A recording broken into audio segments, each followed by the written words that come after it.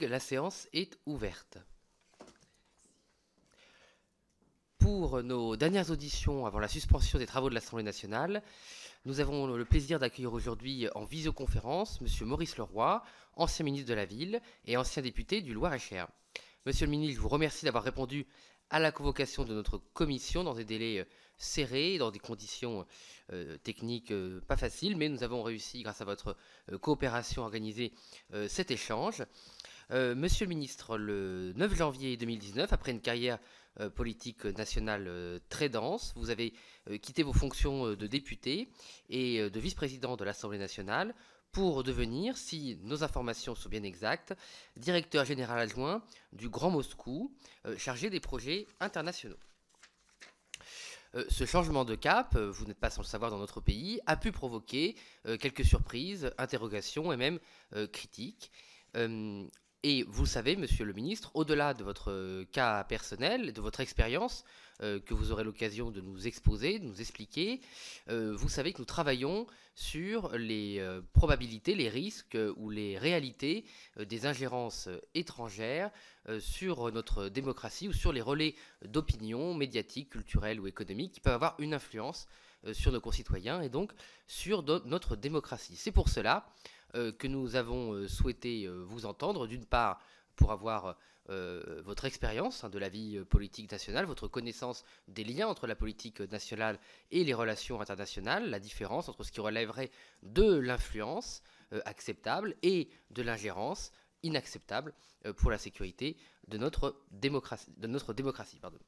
La problématique de personnalités politiques, mais aussi de hauts fonctionnaires ou de décideurs de toute nature, qui ont pu aller travailler à l'étranger, en particulier pour des régimes non démocratiques ou peu démocratiques, des régimes autoritaires, voire des dictatures, a posé problème dans nos travaux. Et nous avons souhaité interroger et auditionner un certain nombre de personnalités qui sont dans ce cas-là, ou en tout cas dans ce que nous percevons être dans ce cas-là. Cette audition, monsieur le ministre, je le précise, est retransmise en direct sur le site de l'Assemblée nationale. L'enregistrement vidéo sera ensuite disponible à la demande. Cette audition sur place et à distance est évidemment ouverte à la presse. Monsieur le ministre, je vous propose de vous laisser la parole pour une intervention liminaire d'une quinzaine de minutes, davantage si cela vous semble nécessaire. Puis nous poursuivrons nos échanges sous la forme de questions et de réponses de votre serviteur, de madame la rapporteure et des commissaires présents. Auparavant, monsieur le ministre, je vous rappelle, mais vous le savez, qu'au titre de l'article 6 de l'ordonnance du 17 novembre 1958 relative au fonctionnement des assemblées parlementaires, les personnes auditionnées par une commission d'enquête parlementaire doivent prêter le serment de dire la vérité, toute la vérité, rien que la vérité. Aussi, monsieur le ministre, je vous demande de lever la main droite et de dire « je le jure ». Je le jure. Je vous remercie, monsieur le ministre, et je vous laisse la parole. Bonjour, Monsieur le Président, Madame la rapporteure, que je suis heureux aussi de retrouver, ainsi que les anciens collègues qui sont membres de votre commission, mais il y a beaucoup de nouveaux. J'ai regardé la composition, bien sûr, donc on ne se connaît pas tous, évidemment. Si vous me le permettez, je voudrais d'abord, en saluant les collègues de votre commission, vraiment adresser mes remerciements à votre responsable du secrétariat de votre commission, monsieur le conseiller Xavier Talon, mais aussi les services informatiques de l'Assemblée nationale, dont j'ai eu l'occasion de m'occuper lors d'une vice-présidence d'ailleurs, j'avais cette délégation, et les services de la chancellerie de l'ambassade de France à Moscou, puisque c'est grâce à la coopération effectivement de tous que nous avons pu faire cette visioconférence. Je serai en France et chez moi en Loir-et-Cher la semaine prochaine, mais malheureusement, enfin pas malheureusement, mais ça n'était pas possible de faire l'audition. J'aurais préféré être avec vous physiquement, bien entendu, mais je vais y revenir. Comme je vis et je travaille ici, je sais que vous interrompez les travaux pour les vacances de Pâques du 15 au 30 avril, donc ça n'était pas possible. En tout cas, merci de votre invitation et j'ai plaisir, et j'aurai plaisir évidemment à répondre à vos questions.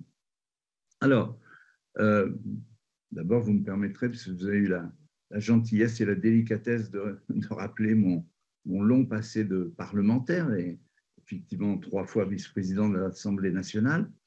Je vous assure que je n'ai rien oublié de ma dernière séance parmi vous à l'Assemblée le 19 décembre 2018, et je ne suis pas prêt d'oublier et l'hommage du président Richard Ferrand, mais aussi du Premier ministre Édouard Philippe. Et puis, je le dis pour les nouveaux collègues, surtout dans cette nouvelle Assemblée nationale, en 22 ans, je ne crois pas avoir vu souvent, mais je parle sous le contrôle de votre rapporteur qui connaît bien aussi, l'Assemblée nationale unanime debout du Rassemblement national, Monsieur le Président, votre groupe, moins nombreux à l'époque, et jusqu'à la France insoumise. Donc, c'était assez émouvant et impressionnant, et je tiens à le dire pour remercier encore l'Assemblée nationale lorsque j'ai dit au revoir en décembre 2018. Alors, c'est intéressant dans votre propos liminaire, on me qualifie assez souvent dans la presse notamment de directeur général ou directeur général adjoint du Grand Moscou. Non, absolument pas. Donc, il faut déjà corriger cela, mais vous n'y êtes pour rien. Vous avez repris des éléments qui sont fréquemment dans la presse, bien entendu. En fait, je suis parti en janvier 2019. J'ai quitté, comme vous l'avez très bien exposé, mon mandat national et mon mandat d'élu départemental de Loir-et-Cher. J'ai, comme on dit, tourné la page politique nationale et locale à 60 ans, c'est pas rien quand même, voilà. Et je suis venu ici où une grande entreprise dans laquelle je me trouve, qui s'appelle Moshing Project, et peut-être pour la commodité, je vous dirai comme ici il parle, c'est MIP, MIP, ce sera plus facile que de prononcer, je ne parle pas russe moi-même, je n'ai pas le talent d'Hervé Mariton, donc notre ancien collègue, donc je ne parle pas russe. Donc, je ne dirige pas du tout le Grand Moscou, je suis intégré dans cette entreprise, Moshing Project, qui est une entreprise de 12 000 salariés. Et pour bien comprendre, j'évoquerai un peu le travail de cette entreprise, parce que c'est important d'éclairer votre commission, bien entendu. En fait, c'est comme, si vous voulez, les équivalences chez nous en France, c'est comme si je me trouvais chez Bouygues, le groupe Vinci ou Eiffage, pour prendre ces exemples, quoi. Voilà, une très grande entreprise. J'ai en charge dans cette entreprise le développement international de cette entreprise. Pourquoi le développement international? Cette entreprise, il y a 13 ans, qui est une entreprise privée, dont le capital est du gouvernement de Moscou, de la ville de Moscou, mais qui est une entreprise à statut privé. J'ai donc un contrat de travail de droit privé, et bien que ce soit privé, comme il n'y a absolument rien à cacher, je tiens, si la commission le souhaitait, Monsieur le Président, Madame la rapporteure, je tiens à la disposition mon contrat de travail de droit privé. Si vous le souhaitiez, je peux le communiquer sans problème. Je l'ai communiqué à ma banque, je ne vois pas pourquoi je ne vous le communiquerai pas. Absolument, encore une fois, rien à cacher. Donc, je suis dans cette entreprise qui aujourd'hui, encore une fois, une entreprise privée et qui possède le leadership national en Russie parmi les sociétés d'aménagement et de construction, effectivement, grâce à l'expérience unique de l'aménagement du Grand Moscou. Moshing Project, MIP, dispose aujourd'hui d'une expertise transversale de la conception et construction des infrastructures très complexes jusqu'à l'attraction des investisseurs dans les projets immobiliers. Et encore une fois, cette entreprise a gagné les appels d'offres des grandes infrastructures du Grand Moscou, que sont le métro. J'y reviendrai. Il faut savoir qu'il y a plus de 100 gares qui ont été inaugurées en 12 ans, ce qui est assez exceptionnel. Et donc, cette grande entreprise privée non seulement possède le record mondial certifié Guinness du nombre de tunneliers mobilisés sur le même projet de métro, 23 tunneliers en 2020, mais a réalisé des sites aussi extraordinaires que le stade Loujniki reconnu par le président de la FIFA comme le meilleur stade au monde lors du mondial de football en 2018, mais aussi de l'ensemble ultra contemporain du parc et de la Philharmonie de Zariadier, lequel a été lauréat du prix spécial du jury du MIPIM Awards. Vous savez, c'est l'Oscar de l'immobilier international qui se tient chaque année à Cannes, chez nous en France. Et donc, cette grande société a été primée et reconnue par le monde des promoteurs, des architectes et des urbanistes à Cannes.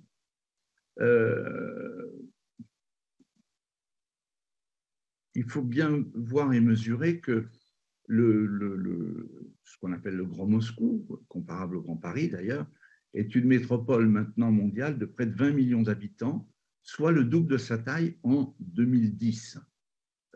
Et donc, cette grande entreprise est aussi un grand acteur de l'immobilier à Moscou, qui réalise notamment le projet de la plus haute tour résidentielle en Europe, qui fera 405 mètres d'altitude, en plus des 100 gares dont je parlais tout à l'heure, intermodales, au potentiel d'aménagement de 14 millions de mètres carrés. Oh, une petite anecdote personnelle, je n'y résiste pas, puisque vous avez eu la gentillesse de rappeler mon action non seulement à la ville, mais dans l'accord historique du Grand Paris. Je peux vous assurer que, fort de mon expérience passée de ministre du Grand Paris, je vous assure que si on interrogeait mon ami Patrick Collier ou les élus du Grand Paris, les responsables du Grand Paris rêveraient de voir regrouper au sein d'une même structure les compétences de conception stratégique, d'aménagement d'infrastructures, de logement et d'immobilier. Et toutes ces compétences sont aujourd'hui regroupées au sein de cette grande entreprise. Donc, et mon rôle, c'est effectivement d'essayer de développer cette entreprise à l'international avec tout son savoir-faire. Et ainsi, je m'intéresse à ce qui se passe en Inde, au Vietnam, en Turquie ou encore en Égypte. Là encore, fort des avancées de cette très grande entreprise. Voilà, je pourrais évidemment développer, mais je préfère réserver le temps aux questions de vos commissaires, de vous-même, Monsieur le Président, et de Madame la rapporteure. Donc, je me tiens à votre entière disposition.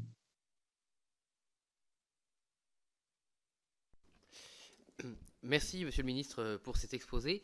Est-ce que, pour comprendre votre parcours, est-ce que vous pourriez nous exposer les rencontres, les décisions, peut-être les expériences que vous avez connues, qui vous ont permis de nouer des relations de travail ou personnelles qui vous ont conduit à ce que cette entreprise vous propose le poste que vous exercez aujourd'hui? J'imagine aussi partir, d'ailleurs vous avez fait des déclarations, vous l'avez dit vous-même, mais on en a retrouvé d'autres à l'époque dans la presse, partir à Moscou, dans un pays extrêmement différent, dont vous ne parlez pas la langue, j'imagine aussi pour des raisons familiales et personnelles, c'est une décision importante. Et dans l'exposé préliminaire, j'ai pas bien compris comment, voilà, l'enchaînement, si vous voulez, des rencontres, des expériences et des décisions qui vous ont conduit à exercer cette nouvelle responsabilité, s'il vous plaît. Oui, avec grand plaisir. Alors, effectivement, pour des raisons tout à fait personnelles, privées, et j'ai toujours pris soin dans ma vie publique de ne pas mélanger, de partager la vie privée et la vie publique, mais enfin, voilà. On va dire, j'ai refait, comme d'autres, ma vie sentimentale. Ma compagne est russe, et effectivement, le vice-maire de Moscou, à l'époque, connaissant évidemment ce lien personnel et privé, Marat Kousnoulin, qui était vice-maire de Moscou à l'époque, j'expliquerai comment je l'ai rencontré, connu, etc. Donc, Marat Kousnoulin m'a expliqué qu'il y avait l'opportunité justement d'intégrer cette grande entreprise en janvier 2019, puisque cette grande entreprise cherchait à se développer à l'international et que mon parcours, mon expérience, notamment au Grand Paris, le ministère de la Ville aussi, pouvait intéresser cette grande entreprise nationale. Bon, alors, ça n'est pas rien, hein.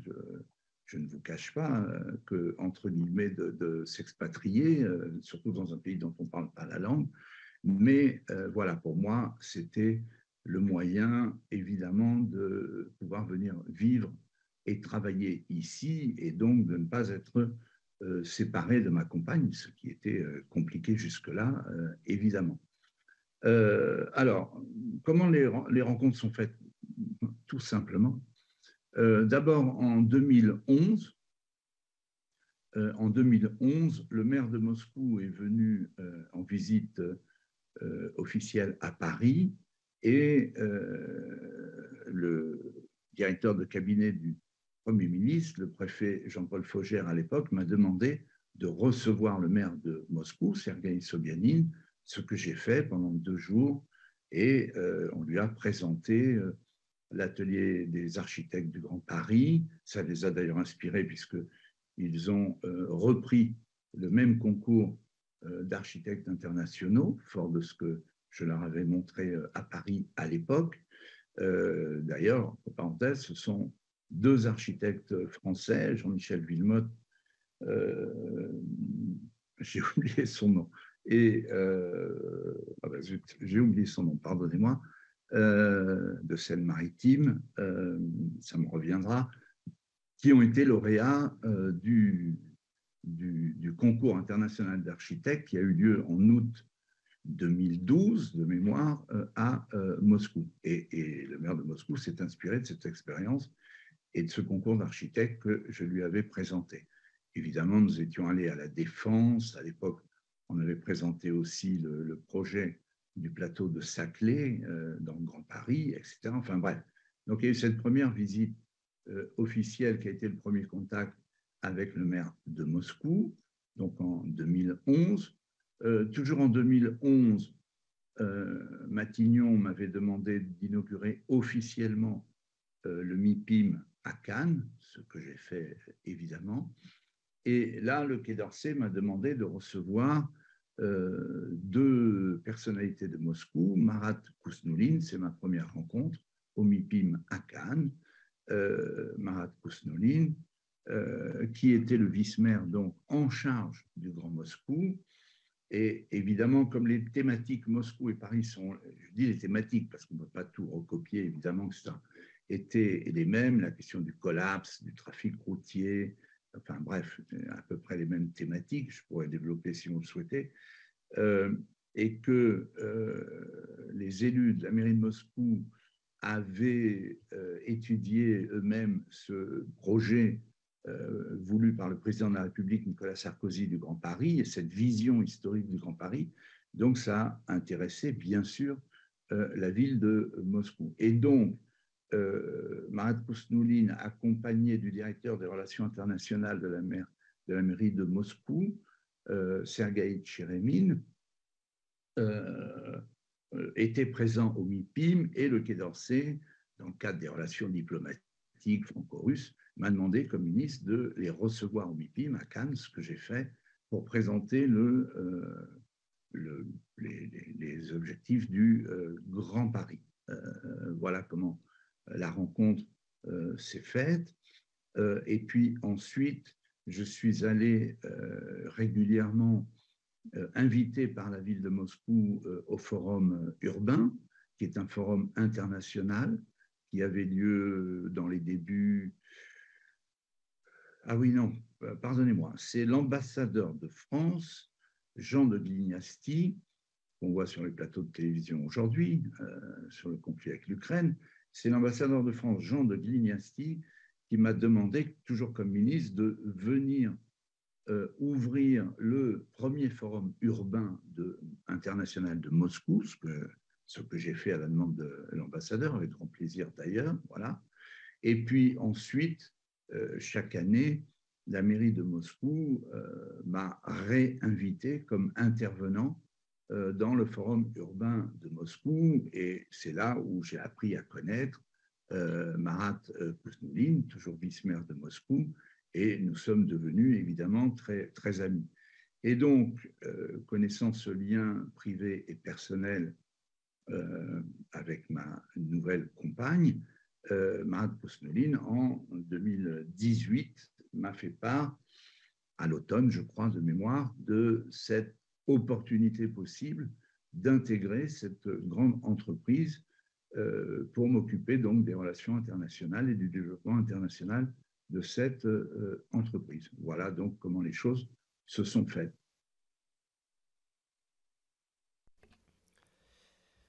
Merci, Monsieur le Ministre. Durant cette période que vous avez décrite, vous avez commencé à remplir des missions que vous avez confiées le gouvernement, puis des contacts réguliers que vous avez eus. Est-ce que vous pourriez analyser, donner votre point de vue sur l'évolution des relations entre la France et la Russie, à tout point de vue diplomatique, mais politique, mais aussi économique, aussi peut-être de l'évolution des relations entre le personnel politique français et la Russie, puisque sauf erreur, vous avez été aussi vice-président du groupe d'amitié France-Russie. Alors je ne sais plus sur combien de mandats. Peut-être Oui, pourrez-vous oui, tout à fait. Oh, je donner. l'ai été. Alors, je n'ai pas toujours été vice-président du groupe d'amitié France-Russie, mais comme je n'ai jamais renié mon parcours politique de jeunesse, qui est connu, qui a fait couler beaucoup plus d'encre que le regretté sénateur Pierre Fauchon dans un meeting en Loire-et-Cher, il dit Maurice Leroy, Momo, que tout le monde appelle Momo, a traversé la mer Rouge. Voilà, donc j'assume d'avoir traversé la mer Rouge. J'ai d'ailleurs jamais renié mon passé, effectivement. Donc, je me suis toujours intéressé à la Russie, toujours, voilà, pour des raisons politiques personnelles et de mon parcours politique. Et alors, moi, moi aussi, je ne me souviens plus, Monsieur le Président, mais bon, ça doit être facile de retrouver dans les services ou les archives de l'Assemblée nationale. Mais comme vous savez comment ça se passe dans les groupes d'amitié, alors j'ai jamais présidé le groupe d'amitié, mais je me souviens de notre collègue René André, qui était absolument un remarquable président de groupe d'amitié, député de la Manche, je crois, de mémoire, RPR à l'époque. Et à l'époque, j'étais un député qui démarrait. Donc, vous savez, il faut gagner les galons, faut se faire reconnaître. Ça ne se fait pas comme ça. Donc, je n'ai pas été vice-président du groupe d'amitié tout de suite. Ce sont les groupes à la représentation proportionnelle qui le déterminent. Mais je l'ai été au moins une fois, peut-être à deux reprises sur 5 mandats de mémoire. Voilà. Et donc, vous savez bien comment fonctionnent les groupes d'amitié. Il y a les échanges avec les parlementaires, etc. Donc, à l'époque d'ailleurs, on recevait, même vous le dites, je me remémore ça aussi en même temps, à l'époque, on recevait les députés de la Douma ici au Parlement français et nous-mêmes, nous nous rendions à la Douma. Il y avait ces échanges. Il y avait d'ailleurs, j'ai dû participer cette fois comme ministre, sous l'autorité de François Fillon, Premier ministre, au dernier sommet franco-russe gouvernemental qui se tenait au Kremlin, de mémoire en 2011. Oui, je pense que c'est 2011. Et après, ça n'a plus eu lieu, puisqu'il y a eu déjà la question de la Crimée qui faisait débat. Et après, ces échanges n'ont plus eu lieu. Donc après, les échanges, ils se faisaient surtout par le groupe d'amitié. Je me souviens, je ne sais plus son nom, pardonnez-moi, mais sous majorité socialiste et de gauche, c'était une collègue socialiste qui présidait le groupe d'amitié, une élue de Bretagne de mémoire, et nous étions allés, nous avions été reçus. Alors à l'époque de mémoire, je crois que l'équivalent, le président du groupe d'amitié France-Russie était Monsieur Léonid Slutsky, je ne prononce peut-être pas bien le nom, pardonnez-moi, qui présidait le groupe d'amitié à l'époque. Donc voilà, il y avait des échanges réguliers. Et puis après, dans le cadre du forum urbain, l'ambassade de France, évidemment, nous appelait au groupe d'amitié pour trouver des députés ou des intervenants je sais que Bouygues, par exemple, a eu son directeur Europe qui lui parlait russe, qui a participé à plusieurs tables rondes, plusieurs années au forum urbain, au MIPIM aussi, parce que au MIPIM à Cannes, il y a eu aussi beaucoup d'échanges Grand Paris, Grand Moscou d'ailleurs. Patrick Ollier a participé. Et il y a eu une charte de coopération entre Nice Métropole signée par Christian Estrosi au MIPIM de Cannes avec Sergueï Tcheremin, le directeur des relations internationales de la mairie de Moscou. Donc, vous voyez, il y avait fréquemment, je ne parle même pas des échanges culturels, là, il faudrait redemander aux ambassadeurs de France successifs, mais voilà, il était assez courant et régulier qu'il y ait des échanges, c'est bien normal d'ailleurs, non seulement entre groupes d'amitié, mais entre parlementaires et plus des initiatives qui se déroulaient à Moscou. La plus marquante, c'était le Forum urbain, le Forum international, qui était un forum international. Hein, donc, il y avait d'ailleurs pas que des Français, il y avait beaucoup de délégations étrangères venues de partout dans le monde. À ça, il faut peut-être ajouter ce qu'on appelle le SPIF à Saint-Pétersbourg, qui est un forum économique où là aussi était représenté le MEDEF français, les entreprises et entrepreneurs à haut niveau, d'ailleurs à haut rang. Là, c'était moins les parlementaires, c'était plutôt comment dire, les entrepreneurs, les entreprises, notamment les grandes entreprises françaises. Mais européennes aussi. Hein. L'AEB, qui est l'Association européenne, Association European Business, qui est en quelque sorte la chambre de commerce européenne, est toujours présente au Forum économique de Saint-Pétersbourg.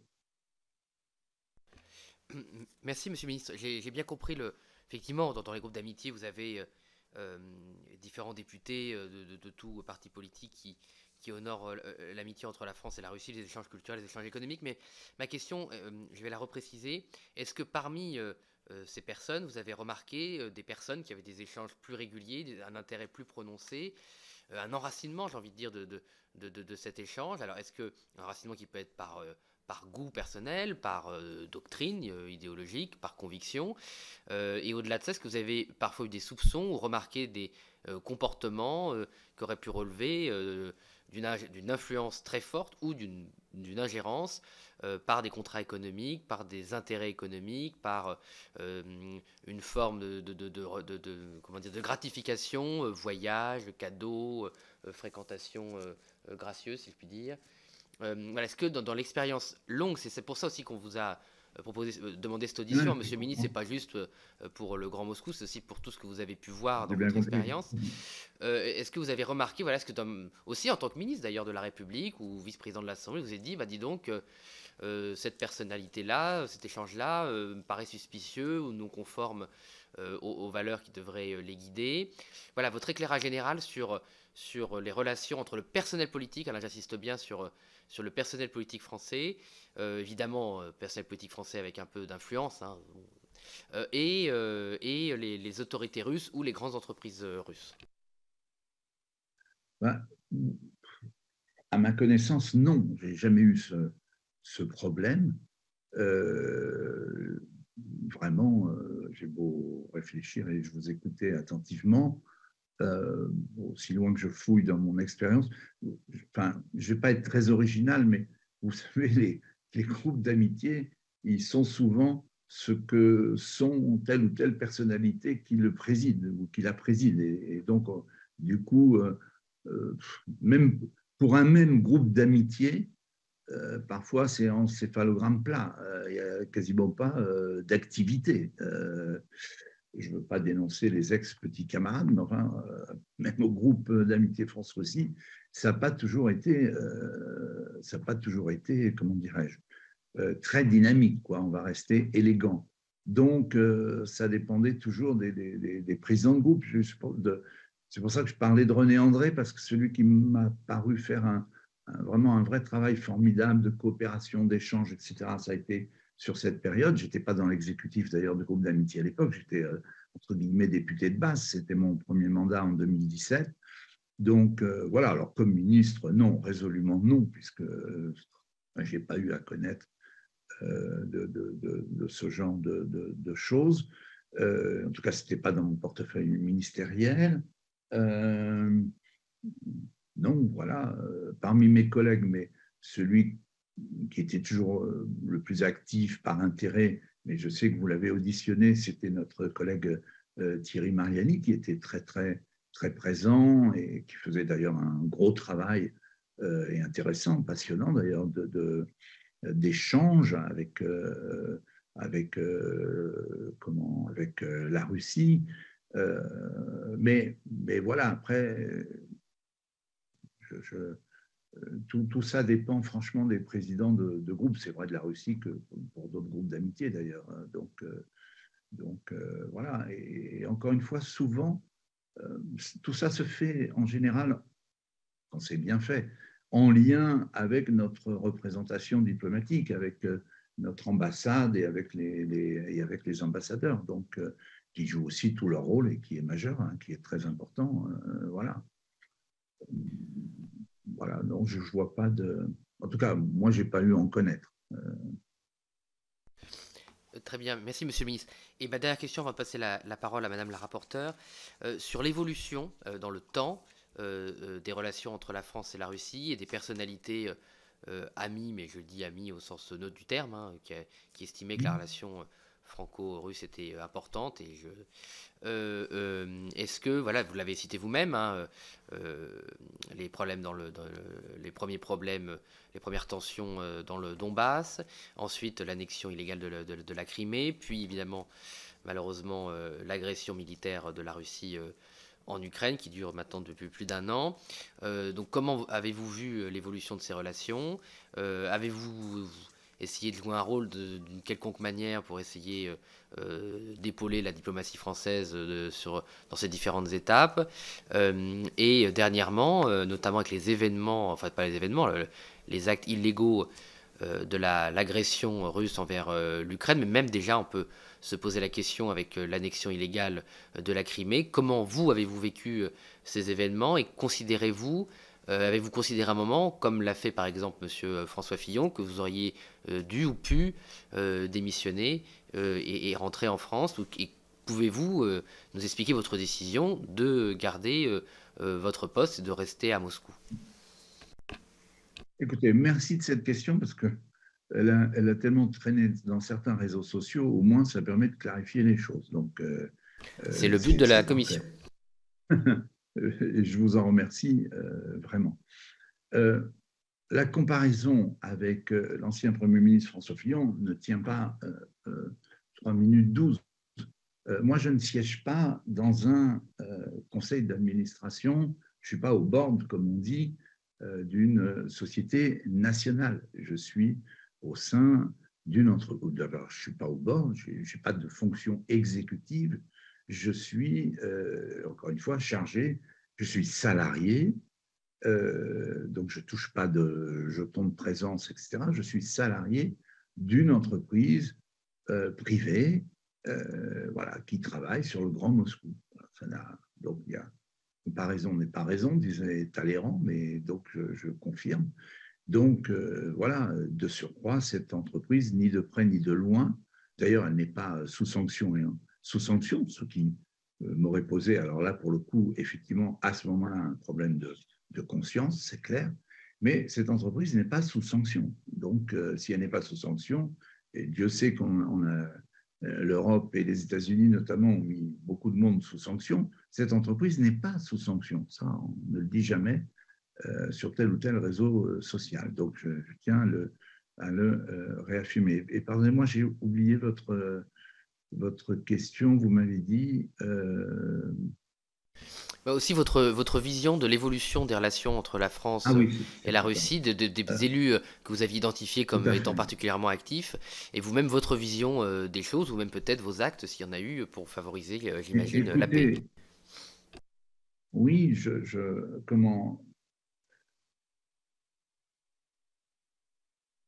Même durant le Covid, des échanges ont eu lieu. J'étais par exemple à l'initiative d'une charte d'échange et de coopération qui a été signée au Forum urbain, d'ailleurs, il y a 3 ans, entre Patrick Collier, président de la métropole du Grand Paris, et le maire de Moscou pour le Grand Moscou. voilà, on avait besoin de ces échanges. Ils sont importants, ces échanges. Moi, ma philosophie, c'est que euh, il y aura, et on le souhaite tous, j'imagine, unanimement, il y aura un après cette affreuse et terrible guerre que j'ai condamnée d'ailleurs, je tiens à le dire d'emblée, publiquement. Ce qui est plus difficile à faire, pardon de dire ça, depuis Moscou et vu ma fonction, que depuis un café parisien.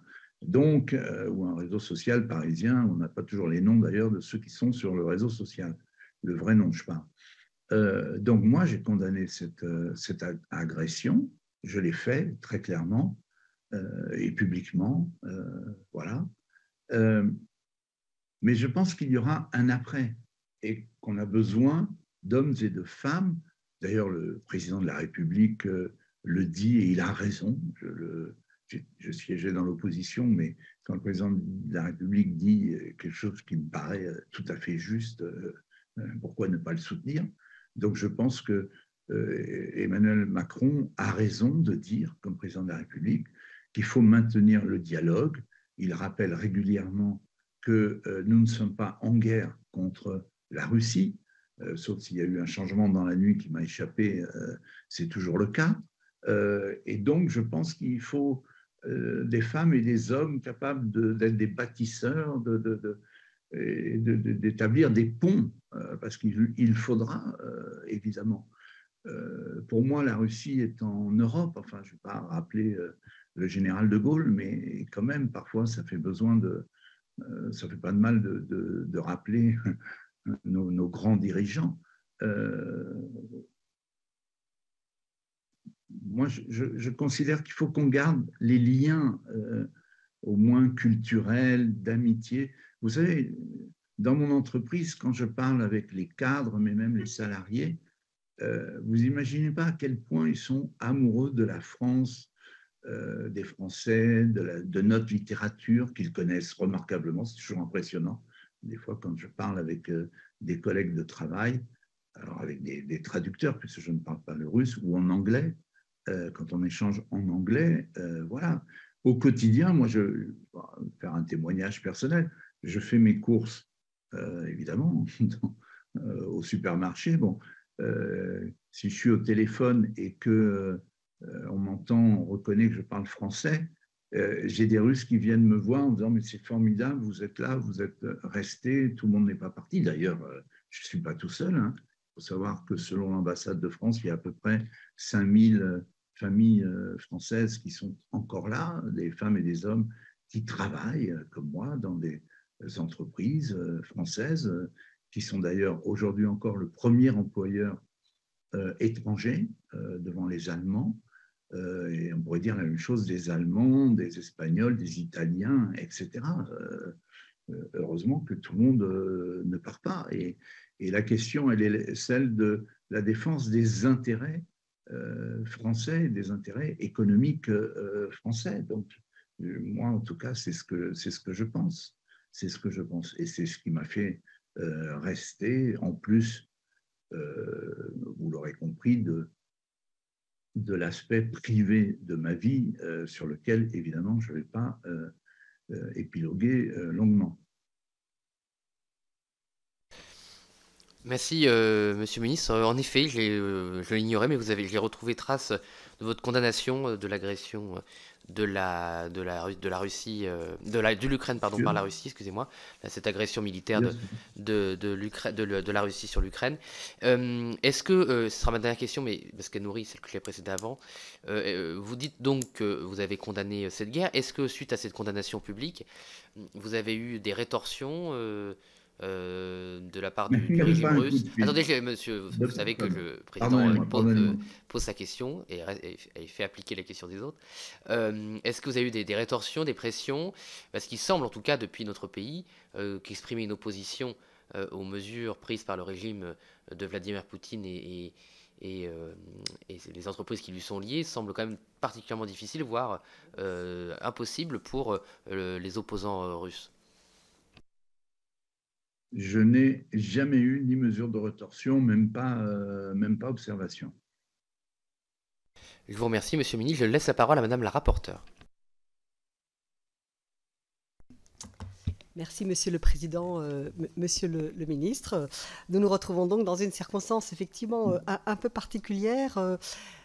J'avoue, je ne pensais pas me retrouver dans un tel cas de figure, mais le travail que nous essayons de mener en honnête femme et en honnête homme, je dirais, sur les risques, les menaces réelles, de plus en plus pesants d'ingérence étrangère dans notre pays, nous amène à devoir entendre et auditionner beaucoup de personnes. Et bien évidemment, votre très long parcours, votre très long, entre guillemets, compagnonnage de route avec la Russie, d'abord l'Union soviétique, il y a quelques décennies, et puis maintenant la Russie ne peut pas laisser indifférent, s'agissant d'essayer de mieux comprendre la manière dont la Russie d'aujourd'hui, la Russie d'hier et d'avant-hier, mais depuis que Vladimir Poutine est au pouvoir, organise, orchestre, stratégise, je dirais, son influence, son interférence, voire son ingérence, avec toute une série de moyens. On parle beaucoup de guerre hybride menée à l'échelle de la planète par un certain nombre de grandes puissances et de grands blocs, et dans ces moyens divers qui forment un peu ce qu'on appelle la confrontation, la grande confrontation entre les puissances et les nations qui n'appartiennent pas aux mêmes alliances, c'est le moins qu'on puisse dire. Le fait de recruter des anciens responsables politiques, des anciens parlementaires, des anciens ministres, à côté de beaucoup d'autres moyens, des stratégies d'influence ou de manipulation, ou de désinformation, etc., occupe une place non négligeable sur laquelle il faut se pencher et sur laquelle nous avons donc été amenés à nous pencher. Alors moi j'ai plusieurs questions.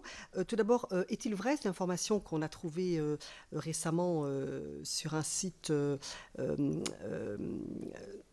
le Wikipédia russe, je crois, comment le qualifier autrement, que vous avez récemment acquis la nationalité russe? Alors, non, c'est pas du tout récent. Je l'ai d'ailleurs découvert, parce que c'est pas moi qui l'ai demandé, évidemment, vous l'imaginez.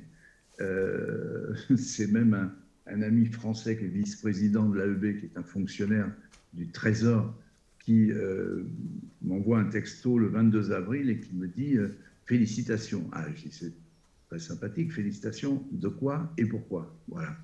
Il pourrait témoigner d'ailleurs, voilà. Et il me dit, mais parce que je lis dans les Izvestia que on vient de t'accorder avec un violoniste et chef d'orchestre allemand d'origine roumaine, là, le passeport russe. Ben, j'ai des coups de première nouvelle parce que je ne le savais pas. Donc, voilà. Donc, ça date du 22 avril 2021.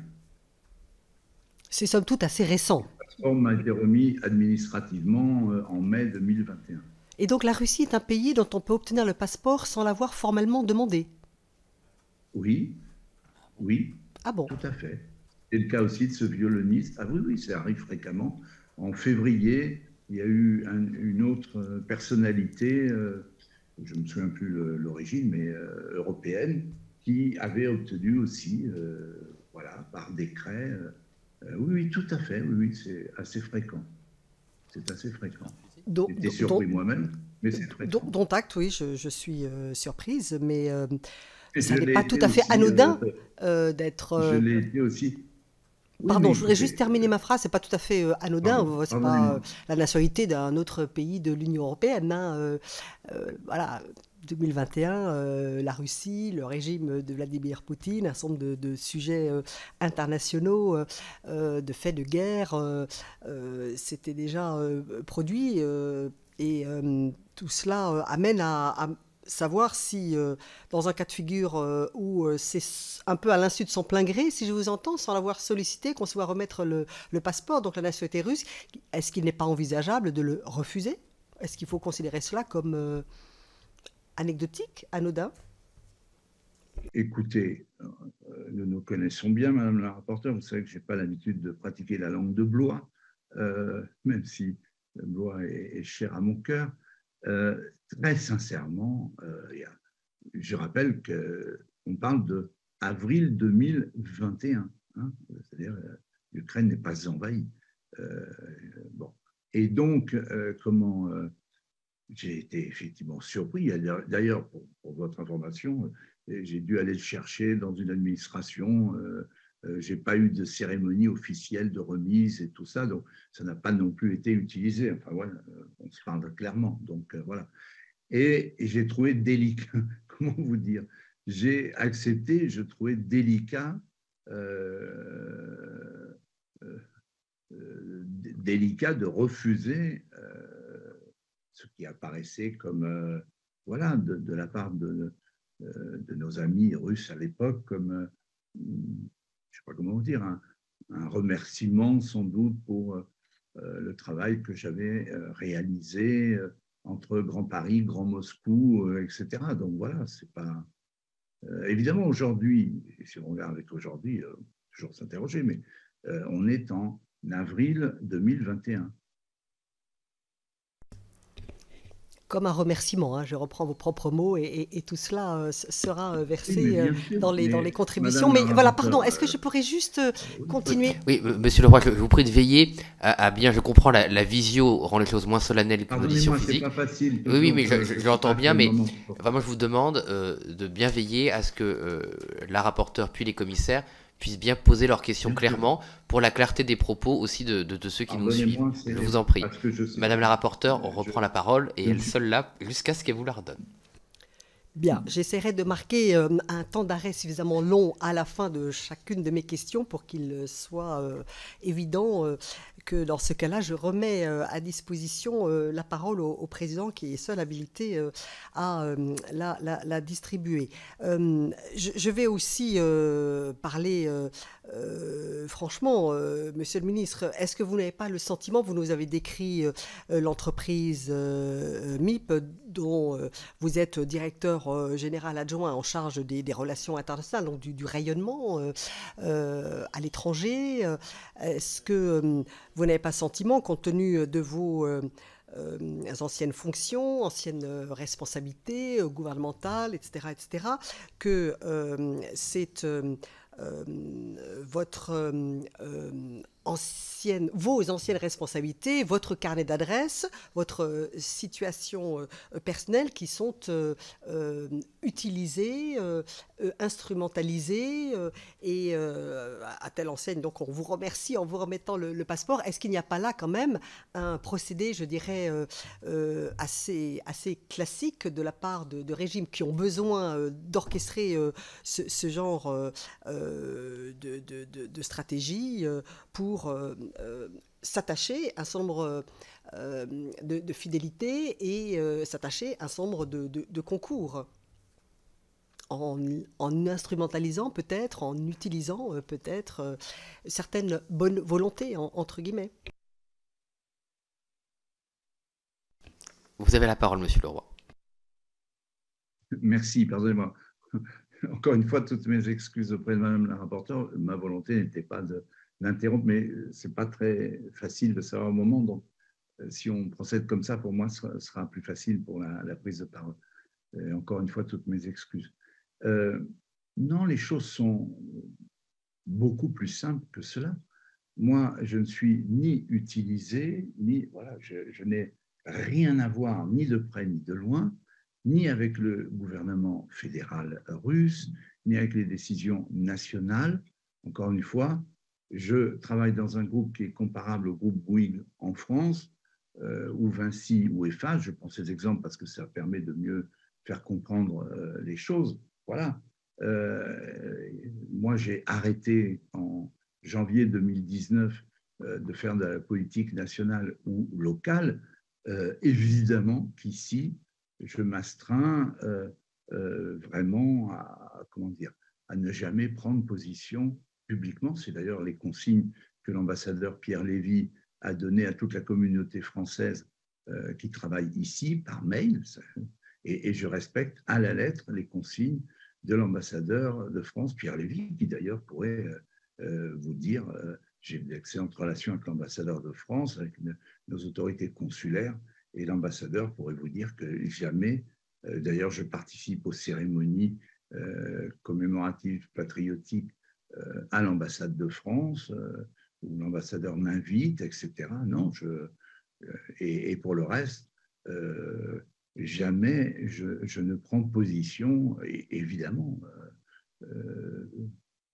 publiquement. Donc, je ne suis en rien utilisé par le gouvernement fédéral russe à aucun moment. Et ça, pardonnez-moi, ici, nous avons nos services, que je n'ai pas besoin de vous dire très spéciaux, puisqu'on est devant une commission d'enquête, qui, je pense, ont dû à un moment donné, j'imagine, faire leur travail me concernant. Donc, si peu ou prou, je ne sais pas comment dire, je m'étais écarté ou j'aurais eu... J'imagine que j'aurais été, je l'espère d'ailleurs, rappelé à l'ordre par les autorités françaises. Ça n'a jamais été le cas. Et encore une fois, je parle sous le contrôle de l'ambassadeur Pierre Lévy ou de l'ambassadeur Sylvie Berman, qui était auparavant en poste et qui pourrait emporter témoignage me concernant. Je suis vraiment... c'est pas facile, hein, parce qu'on a été ministre, on ne peut plus rien faire, alors, en quelque sorte. Hein, voilà, bon. J'exerce une activité salariée comme un cadre supérieur d'une entreprise et qui ne prend jamais de position publique, ni en Russie, ni en France d'ailleurs.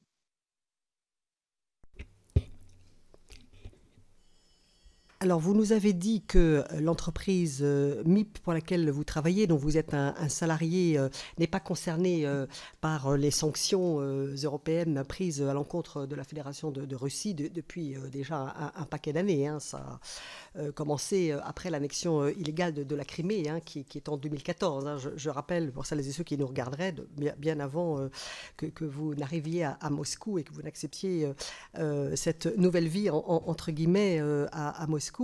Mais par contre, l'un des personnages dont vous nous avez parlé à plusieurs reprises, que vous connaissez donc depuis plusieurs années, avec lequel vous dites entretenir des liens d'amitié et qui est celui manifestement qui le premier vous a parlé de cette possibilité de développer une nouvelle vie personnelle et professionnelle à Moscou, Monsieur Maret Kouchlnil, lui, pour le coup, est concerné par les sanctions. Hein. Il est clairement, en tant que membre du gouvernement, parce que je rappelle qu'il est officiellement vice-premier ministre en charge de la construction dans le gouvernement fédéral russe, et il est, je crois, lui, clairement placé sous sanction. Donc, cela ne fait pas de vous, forcément, en raison de ce lien d'amitié que vous revendiquez toujours, une personne suspecte, mais cela devrait néanmoins, me semble-t-il, quand on a exercé les fonctions qui ont été les vôtres, et encore une fois, la Russie, ce n'est pas un pays comme un autre, et depuis fort longtemps, amené à s'interroger sur le bien fondé, la pertinence du maintien d'un tel lien. Et l'entreprise MIP elle-même, que vous présentez un peu comme l'équivalent de Bouygues, Eiffage ou Vinci, je crois, n'a pas tout à fait le même statut. Ce n'est pas une entreprise privée comme une autre. Elle est, je crois... alors, j'avais cru comprendre que son capital n'était pas entièrement privé. Enfin, si tant est que ces notions existent toujours dans la Russie actuelle, où on sait qu'il y a des cercles de pouvoir de plus en plus concentrés autour du Kremlin, y compris dans la détention de certains intérêts économiques puissants. Et incontestablement, la société MIP, de ce que vous nous avez dit, détient une véritable puissance économique. Elle travaille à développer Moscou, développer l'image internationale, le rayonnement international de Moscou, et tout ça participe du développement de la Fédération de Russie de manière générale. Mais voilà, est-ce que le fait d'être dans cette entreprise qui n'est pas tout à fait, me semble-t-il, quand même une entreprise comparable à une entreprise de BTP française, n'interroge pas quand même sur le lien de proximité que cela crée pour vous avec, je dirais, la sphère oligarchique autour du maître du Kremlin? Monsieur Leroy, vous avez la parole. Merci, Monsieur le Président, et merci, Madame la rapporteure, de me permettre de continuer, en tout cas de tenter d'éclairer votre commission et ses travaux.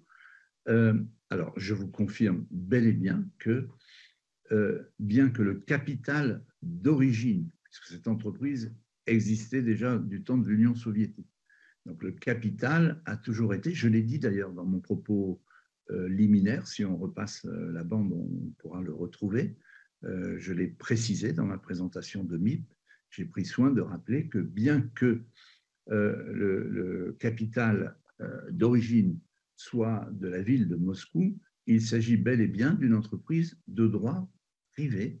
Et mon contrat, j'ai consulté un avocat au moment, évidemment, vous l'imaginez, mon contrat de travail est un contrat de travail de droit privé. Si d'ailleurs j'avais un conflit ou un licenciement par cette entreprise, c'est des choses qui peuvent arriver, donc on se renseigne un peu personnellement, eh bien, ça relèverait de la sphère privée, l'équivalent de nos prud'hommes à nous, même si ce n'est pas tout à fait comme ça ici, mais enfin, voilà, c'est pour simplifier les choses et les dire.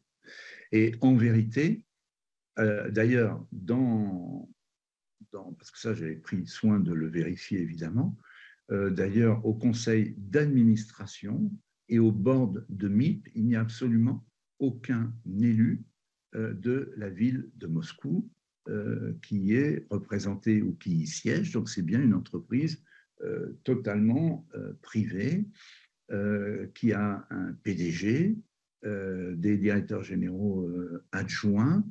Et je souligne que je ne suis pas dans le comité de direction. Je suis salarié, chargé de mission auprès justement d'un des directeurs généraux en charge de la prospective.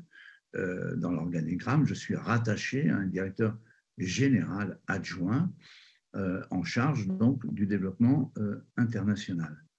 Je voudrais vous souligner par exemple, c'est l'ancien ministre du Grand Paris qui vous le dit, que par exemple la Société du Grand Paris, et ça on le sait peu, moi je n'ai pas de mérite de le savoir, c'était dans mon portefeuille ministériel, mais la Société du Grand Paris, alors qu'elle a comme recette une taxe affectée, décidée à l'époque par mon prédécesseur et ami Christian Blanc, secrétaire d'État du Grand Paris à l'époque, et Dieu sait que ça a ennuyé Bercy à l'époque d'avoir fait cette taxe affectée, mais il a eu raison de le faire. Et bien que ce soit la loi de finances, et c'est vous, chers collègues députés, qui votez cette taxe locale de bureau sur l'Île-de-France, qui est la recette principale de la Société du Grand Paris, eh bien la Société du Grand Paris, qui a son conseil d'administration, comme vous le savez, les présidents des conseils départementaux, le maire de Paris en personne, etc., eh bien, est une société de droit privé. Voilà. Eh bien, si on compare la Société du Grand Paris et la société MIP, c'est pourquoi je fais l'analogie avec MIP, avec Bouygues, Eiffage ou Vinci, à la différence de la Société du Grand Paris. Le capital est, comme celle du Grand Paris, un capital public originel de la ville de Moscou, mais à la différence de la Société du Grand Paris, c'est réellement privé avec aucun élu qui siège dans ce conseil d'administration. Donc elle est autonome et indépendante et elle détermine son propre développement avec ses administrateurs.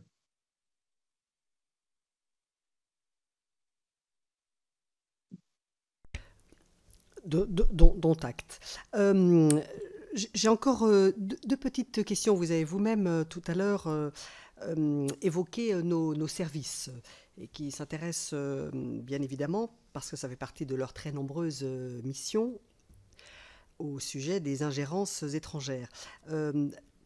Compte tenu des responsabilités qui furent les vôtres en France, y compris donc au gouvernement de la République, n'avez-vous pas tenté d'avoir un contact, éventuellement un avis, juste un avis, auprès de tel ou tel membre de nos services avant que d'accepter d'intégrer comme salarié une entreprise russe installée à Moscou et qui travaille au développement, au rayonnement de la ville de Moscou, rayonnement économique, développement urbain, etc., et partant de la Fédération de Russie, et qui se déploie dans des opérations commerciales, mais aussi de relations publiques et de rayonnement au sens large à l'étranger, à travers des salons, mais également à travers, j'imagine, toute une série d'autres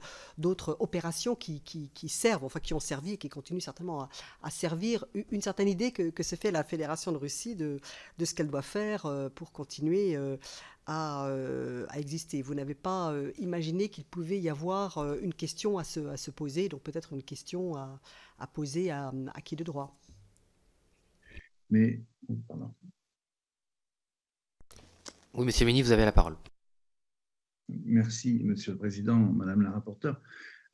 Évidemment que je me suis renseigné quand on m'a fait cette proposition, et voilà, les informations que j'ai recueillies, c'est sont exactement ce que je vous ai exposé auparavant, à savoir c'est une grande entreprise du bâtiment, travaux publics,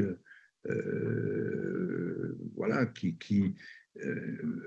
vous parlez de salon, Madame la rapporteure. Très sincèrement, il y a plus d'un an, vous n'auriez pas posé ce type de questions avant l'invasion de l'Ukraine, parce qu'on ne peut pas reprocher à une entreprise, une grande entreprise du bâtiment de travaux publics, de participer à des salons sur la construction, ou tel salon, comme on a chez nous à Paris d'ailleurs, etc. Donc, oui, c'est le rôle d'une entreprise d'aller chercher des marchés et donc de faire ce que nos entreprises françaises elles-mêmes font, de participer à des salons, de se faire connaître, et des salons internationaux. Encore une fois, pardon, hein, je pense là aussi je vous parle très franchement, je pense qu'on surestime tout à fait. MIP n'est pas du tout dans une stratégie de soft power ou je ne sais pas quoi. Vous savez, il y a 12 000 salariés, ils font, voilà, ils construisent, ils bâtissent, et ils n'ont rien à voir avec la politique fédérale, peu ou prou, mais vraiment absolument pas. Y compris le directeur, le président directeur général, qui est un ingénieur. Il y a d'ailleurs pas mal d'ingénieurs dans le comité de direction. Voilà, ce sont des gens qui sont des bâtisseurs et des constructeurs qui s'occupent de la construction du métro, de rénover aussi des constructions. J'ai dit toujours, en faisant référence à mon ami Jean-Louis Borloo, quand j'échange avec lui, je lui dis, tu sais, ici, ils ont un Borloo XXL sur la rénovation des logements sociaux. Voilà, après, ils ne sont pas sur la politique internationale. Donc, bien sûr, je me suis renseigné et les renseignements que j'ai pris me permettaient d'intégrer cette entreprise sans aucune difficulté.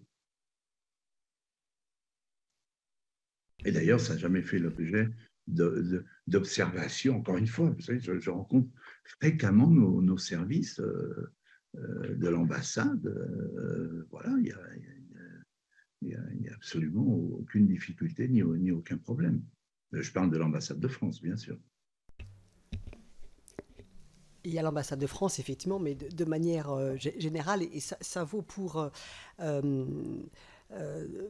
d'autres services. Il peut y avoir quand même, et puis ça peut valoir pour des membres de la représentation nationale, des interrogations quant au bien fondé de choix professionnels de ce type quand on a été ancien ministre ou qu'on a exercé de hautes fonctions dans l'État français. Et là, je parle d'une époque qui précédait même l'invasion guerrière de l'Ukraine par la Fédération de Russie. Mais bon, je vais pas prolonger là-dessus parce que je pense que d'autres collègues veulent prendre la parole. Je voulais juste, et c'est ma dernière intervention, Monsieur le Président, vous avez, Monsieur Maurice Leroy, Monsieur le Ministre, parlé de garder les liens, avoir des ponts pour l'avenir avec la Russie, évoqué même la défense des intérêts économiques français dont vous seriez, si je vous ai compris, en quelque sorte partie prenante en exerçant les fonctions que vous exercez, en ayant accepté d'entrer comme salarié.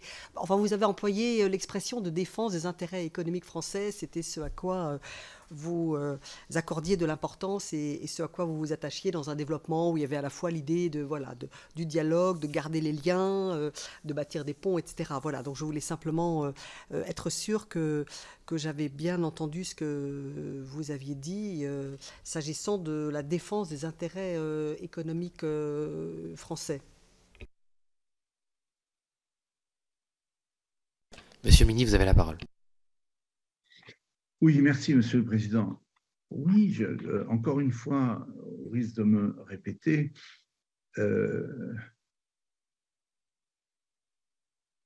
ici, nos entreprises françaises, je pense qu'on devrait, enfin, je ne sais pas, en français, on devrait s'en réjouir. Je parle devant la représentation nationale, dans laquelle je me suis trouvé moi-même pendant 22 ans.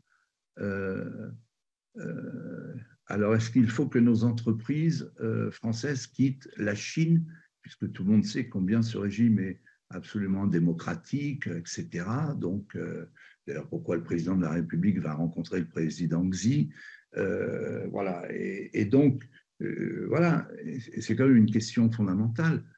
Quand je dis la défense des intérêts français, oui, effectivement. Vous savez, le jour où si ça arrive, où Auchan ou Leroy Merlin, qui sont des fleurons français ici, quittent, vous savez qui va reprendre? Voilà. Sans doute Alibaba ou des entreprises chinoises, etc.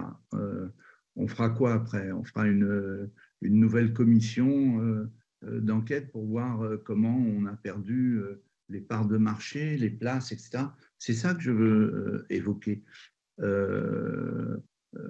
Comment notre collègue Anne Jeuneté, qui est députée de cette circonscription et qu'elle connaît bien, a eu l'occasion régulièrement de rencontrer nos chefs, dans nos dirigeants d'entreprise, etc. Donc, c'est pas rien d'être le premier employeur étranger ici. Le jour où Auchan fermera, ou le jour où Leroy Merlin fermera, ça touchera les emplois en France. Hein. Ça touchera les emplois en France, fatalement. Donc, quand je parle de défendre les intérêts français, oui, j'assume de dire de défendre les intérêts français. Merci, monsieur le ministre. Madame la rapporteure a une dernière question à vous poser.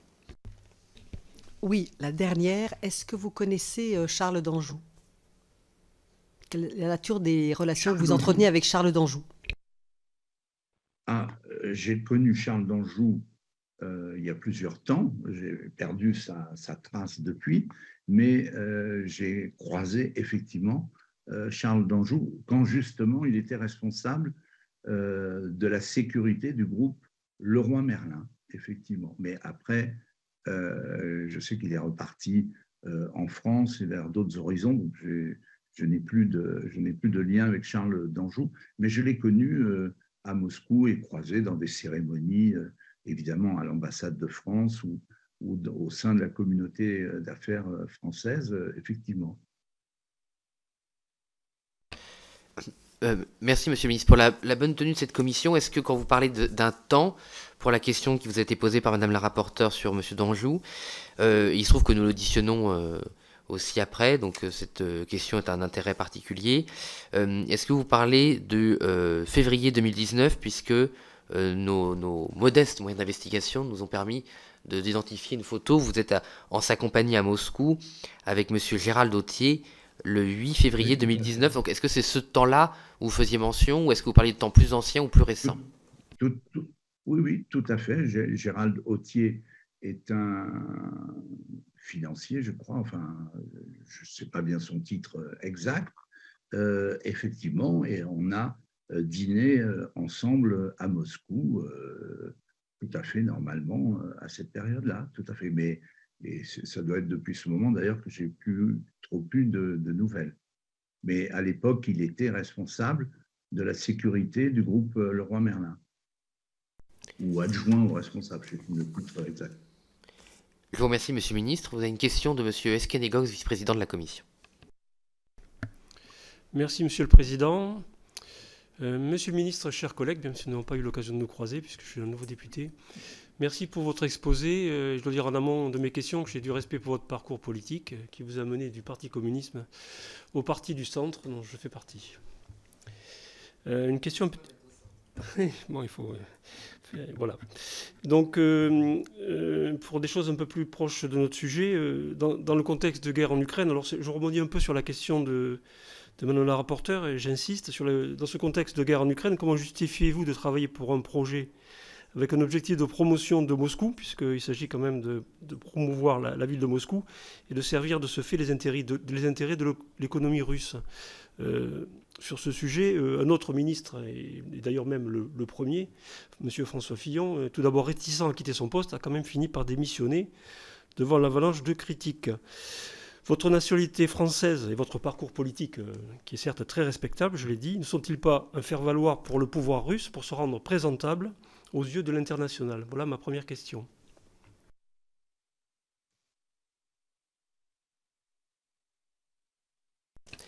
Monsieur le Ministre, vous avez la parole. Excusez-moi, je n'ai pas cette habitude. C'est pas grave, je respecte le fait que ce soit le président de la commission, comme on l'a dit, qui, dans la règle du jeu, distribue la parole. D'abord, merci à chers collègues. Effectivement, ce n'est pas connu, mais voilà, ça fait plaisir de pouvoir vous retrouver, puisqu'on était, je pense, dans la même formation politique, en tout cas dans la même famille du centre, voilà, même si ce n'est pas la même formation. Non, je l'ai expliqué tout à l'heure en réponse à Madame la rapporteure, je ne suis en rien un faire-valoir. Et ça, encore une fois, nos autorités françaises pourront porter témoignage de cela. On ne m'utilise pas, je ne suis pas mis en avant, je serais mis en avant, je comprendrais. Et encore une fois, je ne siège pas au board d'une société nationale. D'accord? Donc, encore une fois, ça n'a strictement rien à voir. Donc, j'ai déjà répondu à ces questions. Ça n'a pas du tout, c'est pas du tout la même chose. Je suis pas Gerhard Schröder qui était au board et qui venait une fois par mois. Voilà, moi, c'est pas mon cas. Je vis et je travaille depuis janvier 2019 à Moscou. Donc, je ne suis faire valoir, franchement, de personne. Voilà. Merci, Monsieur le Ministre. Juste avant de redonner la parole au vice-président, sa question m'inspire peut-être une précision, Monsieur le Ministre, pour qu'on comprenne et que surtout, parce que c'est le but, et vous le savez bien en tant qu'ancien vice-président de l'Assemblée, de ces commissions d'enquête, c'est d'éclairer la représentation nationale, mais aussi nos concitoyens. Quand vous dites que vous n'êtes pas un faire-valoir, ce que j'entends, est-ce que vous pouvez peut-être préciser ce qu'on pourrait entendre par cela? Vous n'êtes pas invité à des cérémonies en tant qu'ancien ministre français? Non, mais je finis ma question, Monsieur le Ministre. Vous n'êtes pas invité à des cérémonies du régime russe ou de la mairie de Moscou ou de l'établissement du Grand Moscou? Vous n'êtes pas présenté dans ces occasions comme un ancien ministre, vous n'êtes pas... voilà votre fonction. C'est une question ouverte. Hein. Moi, je ne parle pas russe non plus, donc je n'ai pas les moyens de consulter les médias russes là-dessus. Vous n'êtes pas... vous n'êtes pas utilisé d'une quelconque manière, pas forcément manipulé d'ailleurs, juste valorisé dans les médias russes, non pas forcément pour la propagande russe à l'extérieur, mais peut-être pour la communication ou la propagande russe au sein de leur propre pays, pour dire regardez, on a une personnalité qualifiée étrangère qui travaille avec une entreprise russe qui a une grande mission pour la prospérité russe. Je pense que c'est peut-être la précision que je vous demande d'apporter est peut-être plus éclairante pour savoir de quoi on parle. Oui. Vous avez la parole, Monsieur le Ministre. Merci, Monsieur le Président. Les seules cérémonies publiques ou privées auxquelles j'assiste, et c'est facilement vérifiable par les services de l'ambassade de France, Les seules cérémonies auxquelles je participe sont celles du 8 mai, prochainement d'ailleurs, du 11 novembre, du 14 juillet, enfin, les cérémonies traditionnelles, patriotiques, commémoratives, qui sont à l'ambassade de France. Je ne suis jamais invité d'ailleurs personnellement, j'ai aucune raison d'être d'ailleurs, puisque je ne suis pas employé par la mairie de Moscou, donc je ne suis jamais invité en aucune façon dans des cérémonies russes. En plus, je ne parle pas russe, donc voilà. Donc je ne suis jamais invité. Moi, j'ai ma vie de, je ne sais pas comment dire, comme un cadre supérieur, salarié. Alors certes, j'ai été ancien ministre, d'accord, et ben, mais je ne suis pas ni utilisé. Et quant aux médias russes, on ne me voit jamais dans les médias russes, et pour cause, voilà, donc non plus. Donc je ne suis pas du tout utilisé. Voilà. Merci, monsieur le ministre. Je pense que ces précisions étaient utiles. Monsieur Eskenegox a une seconde question. Merci, Monsieur le Président. Merci, Monsieur le Ministre, pour votre réponse précédente. Je précise que le 8 mai, c'est aussi une fête russe, il me semble. Mais donc, c'est le 10 peut-être? Ah, c'est le 9, ok, bon, passons. Monsieur le Ministre, le 12 février 2022, vous avez partagé un tweet de l'ambassade de Russie à Paris qui accusait les médias occidentaux, et ceci quelques jours avant l'invasion russe, de désinformation sur les intentions de la Russie en Ukraine. J'ai sous les yeux ce facsimilé. Il s'agissait effectivement d'un tweet. Maurice Leroy retweetait « Russie en France, exemple de publication de la vaste campagne de désinformation des médias occidentaux propageant la thèse d'une prétendue invasion de l'Ukraine, quelques jours avant l'invasion, par la Russie en préparation. » Pouvez-vous revenir sur ce tweet, les raisons qui vous ont poussé à le faire? Êtes-vous toujours en accord avec ce retweet ou regrettez-vous au contraire les agissements de ceux ou de celles qui vous ont contribué à relayer la propagande du Kremlin? Merci.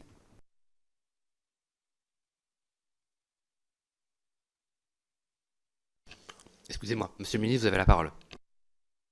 Pas de souci, monsieur le Président. Écoutez, oui, je regrette d'avoir retweeté cela. D'ailleurs, vous ne pouvez pas m'en citer ensuite. Quant au fait que c'était peu de temps avant, pardon, mais franchement, je pourrais vous citer une liste impressionnante, vous aussi d'ailleurs, mon cher collègue, de gens qui, comme moi, pensaient que que cette invasion serait impossible et n'aurait jamais lieu. Donc voilà, même au plus haut sommet de notre État français. Mais je dois reconnaître que je regrette d'avoir fait ce retweet à l'époque et je n'aurais pas dû le faire, que les choses soient claires. Mais il arrive qu'on fasse des bêtises, hein. Voilà, ça arrive. Je ne suis pas un bébé éprouvette, donc je n'aurais pas dû faire ce retweet. C'est tout à fait exact. J'entends vos regrets et non, je peux vous confirmer que quelques jours avant, on était beaucoup à avoir des certitudes sur l'invasion russe puisque les troupes se massaient par milliers à la frontière. Je vous remercie. Merci, monsieur le vice-président. Monsieur le ministre, je me permets de relancer sur la question du vice-président parce qu'il vous a demandé, je parle sous son contrôle, qu'est-ce qui vous avait poussé à le faire? Alors, vous avez dit que c'était une bêtise, mais vous confirmez, parce que moi, j'aime pas qu'il y ait des sous-entendus dans une commission qui touche les sujets sensibles. Personne ne vous a demandé d'intervenir, personne ne vous a sollicité, vous ne vous êtes peut-être pas senti de manière ou d'une autre obligé de communiquer pour que ce soit clair dans les faits établis par cette commission. Merci de votre demande d'éclaircissement que je fais volontiers avec. Non, j'ai vraiment fait cette bourde et cette bêtise tout seul, sans l'avis de personne. D'ailleurs, il n'y a personne. Ceux qui me connaissent ou qui m'ont connu savent que je ne suis pas du tout du style, même dans mon propre parti, à avoir le doigt sur la couture du pantalon. Ça n'a jamais été mon style. Donc non, les choses sont simples. Il m'arrivait de relayer, on a relevé ce tweet-là, mais il m'est arrivé parfois de relayer d'autres tweets. Et hélas, des fois, on fait des choses un peu mécaniquement et je dois reconnaître que c'était une faute de ma part et à tout le moins une erreur, mais commise évidemment tout seul. Il n'y a jamais personne qui me tient la main pour dire de faire ceci ou faire cela. Ce n'est pas du tout mon style. Vous savez, ici, juste pour raconter une anecdote, pour ceux qui ne me connaissent pas, moi j'ai voté contre le quinquennat à l'époque, ici à l'Assemblée nationale, j'avais le pouvoir de Raymond Barre à l'époque, et malgré les injonctions du président Valéry Giscard d'Estaing, paix à son âme, de François Bayrou et d'autres qui faisaient injonction de voter en faveur du quinquennat, j'ai voté contre. Et vous pouvez revoir le scrutin public, nous n'étions pas nombreux sur tous les bancs de l'Assemblée nationale à avoir voté contre le quinquennat. Donc, je ne suis pas quelqu'un qui se laisse dicter, pas plus en France qu'ailleurs, les choses. J'ai commis cette erreur tout seul, sans personne. Je vous remercie, Monsieur le Ministre. Une question de la vice-présidente Genté.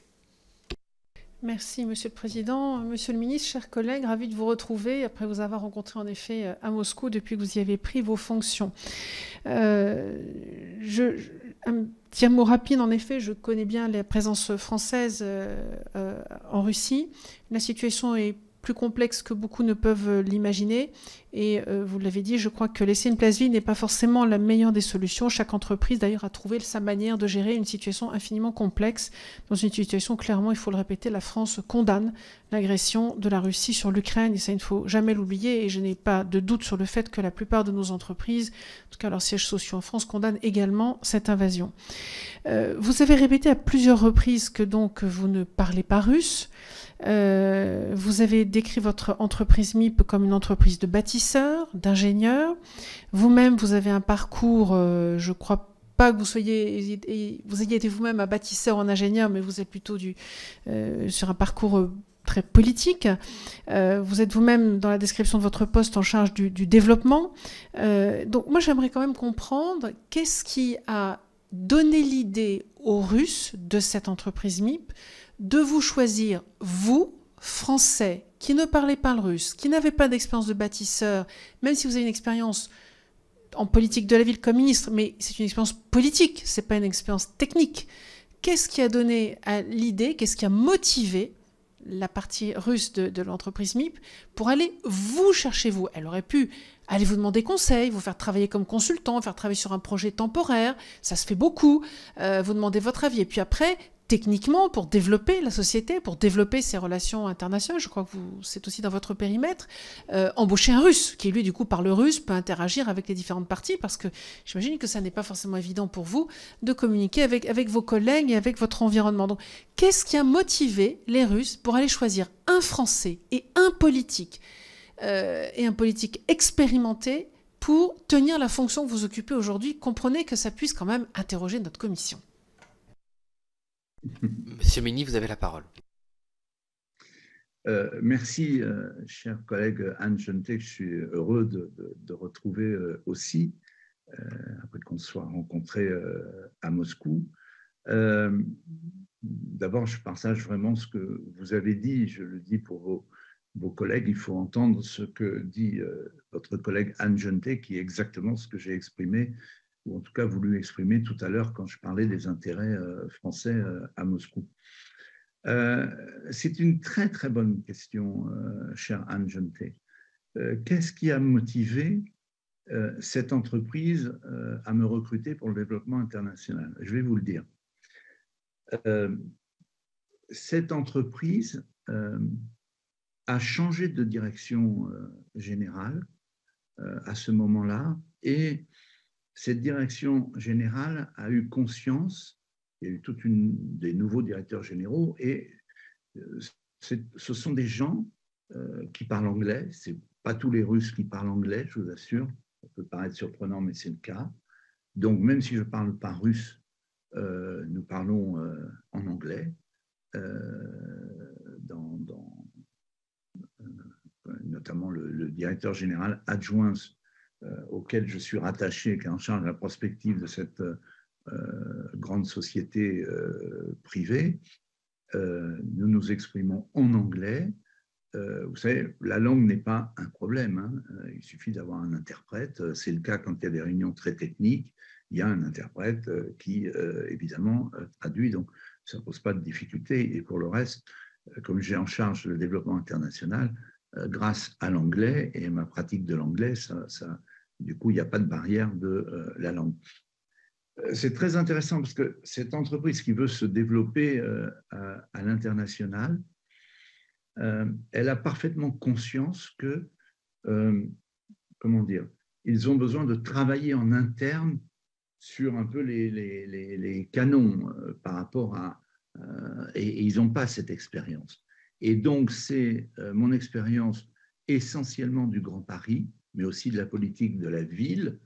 Je rappelle aussi que j'ai été pendant 15 ans président d'un département, conseil général d'abord et départemental de Loir-et-Cher, qui, mais construit des collèges, est aussi un rôle de bâtisseur, comme toutes les collectivités départementales le sont. Et donc, c'est cette expérience qui les a intéressés, le fait que je puisse les aider à bâtir un projet de développement à l'international, parce que leur problématique, elle est la suivante, c'est que le Grand Moscou, comme Anne Genetet le sait comme députée de cette circonscription, avance très vite. Plus de 100 gares intermodales ont été inaugurées. Ils viennent d'inaugurer une boucle de 71 km de métro, qui est la première ligne, même par rapport à la Chine, etc. Et le problème, c'est que cette recette qui vient des travaux du métro va arriver à terme d'ici 2030. Et donc, la vision de cette entreprise, c'est de se projeter à l'international, fort des savoir-faire de cette entreprise. Et ils ont considéré, ils me l'ont dit d'ailleurs, ils ont considéré que c'était un atout pour l'entreprise,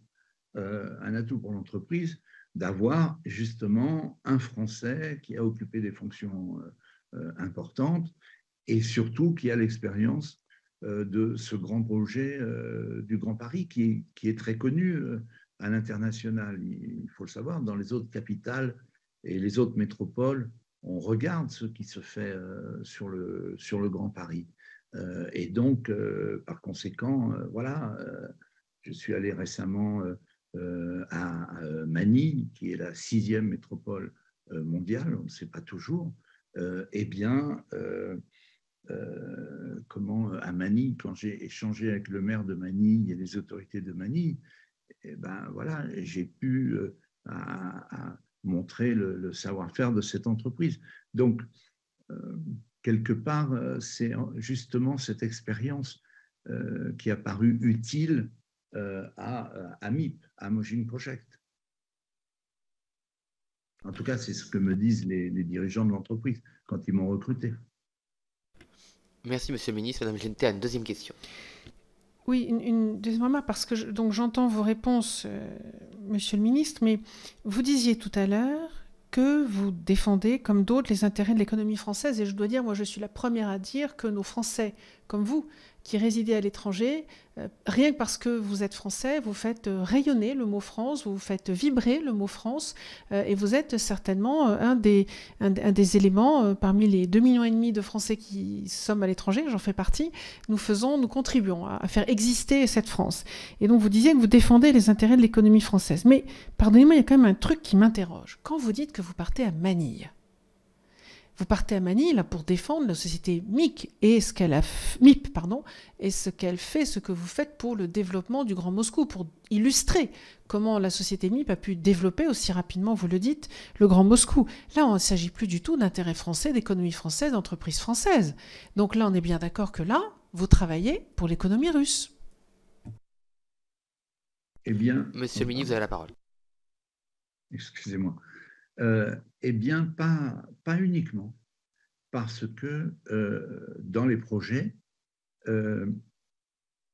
justement, il y a l'idée à l'international de s'adosser sur des groupes, je le dis à Anne Genetet, parce que c'est très important qu'elle le sache comme députée de cette circonscription, à des groupes comme Vinci ou comme Eiffage. Pour le moment, il n'y a rien eu de concret. Sur Manille, c'est juste pour le moment un prospect. Mais justement, mon objectif et les projets, c'est d'adosser MIP à des groupes français, notamment Vinci.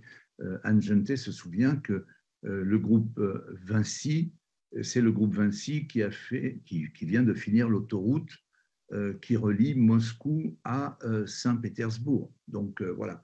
Et donc, l'entreprise MIP est intéressée à des coopérations parce que l'idée, c'est à l'international de travailler à des joint ventures entre des groupes français.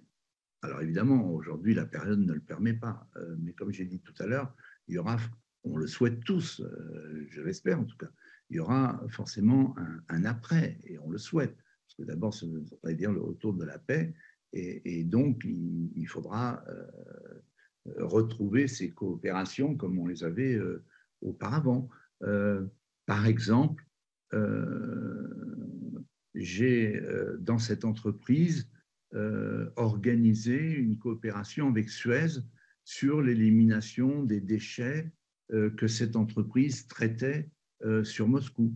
Donc, vous voyez, quand je dis que je défends les intérêts français, je le prouve. Il y a eu un marché entre MIP et Suez pour le traitement de ces déchets.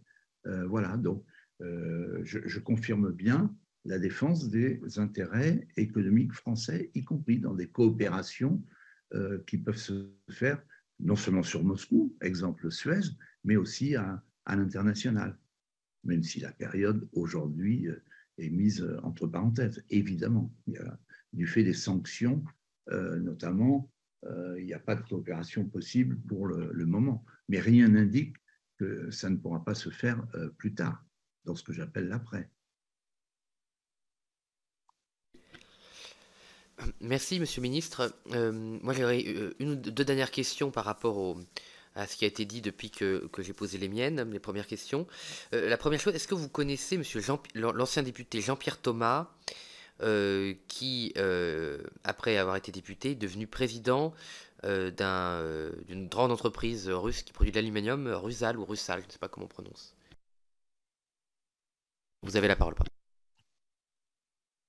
Oui, je connais très très bien Jean-Pierre Thomas. C'est d'ailleurs le président Nicolas Sarkozy qui me l'a présenté.